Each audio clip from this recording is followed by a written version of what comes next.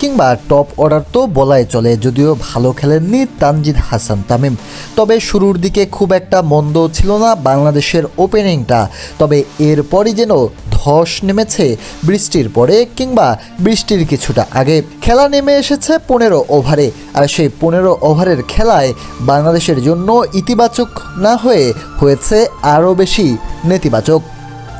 এরপর বল হাতে তেমনিভাবে আরও দুর্দান্ত শুরু করেছিল শরীফুল ইসলাম। তবে শরীফুলের সাথে সঙ্গ দিতে পারেননি অন্য বোলাররা, আর অল্প টার্গেটে সহজ জয় তুলে নিয়েছে নিউজিল্যান্ডের ব্যাটাররা।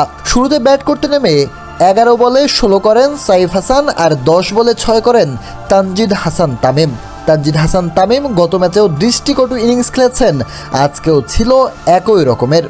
তবে অধিনায়ক লিটন কুমার দাস দুর্দান্ত খেলছিলেন বৃষ্টির আগে। 17 বলে খেলেছেন 26 রানের ইনিংস। তবে বৃষ্টির পরেই তিনি আউট হয়েছেন। গোল্ডেন ডাকে ফিরেছেন পারভেজ হোসেন ইমন। তবে দুর্দান্ত খেলেছিলেন তাওহিদ হৃদয়, তিনিও ইনিংস বড় করতে পারেননি।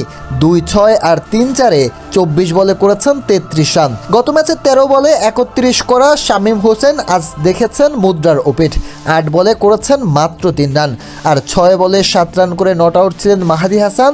গোল্ডেন ডাকে সাইফুদ্দিন ফিরেছেন একাদশে ফিরে, আর রিশাদ হোসেন করেছেন 4 বলে 5 রান, হয়েছেন run out. Bangladesh all out হয়েছে 102 রানে, খেলতে পারেনি 15 ওভার সম্পূর্ণ। জবাবে ব্যাট করতে নেমে আরও বাজে শুরু পায় নিউজিল্যান্ড দল। এক প্রান্তে রবিনসন থাকলেও 2 বলে 1 রান করে ফেরেন ক্লার্ক, তাকে ফেরান শরীফুল ইসলাম। এরপর শরীফুলের বলেই আউট হন ক্লেভার। রবিনসন 14 বলে 23 করে শরীফুল ইসলামের বলে বোল্ড হয়ে ফিরেন। এরপরে নিক কেলিকে ফেরান শেখ মাহাদি হাসান।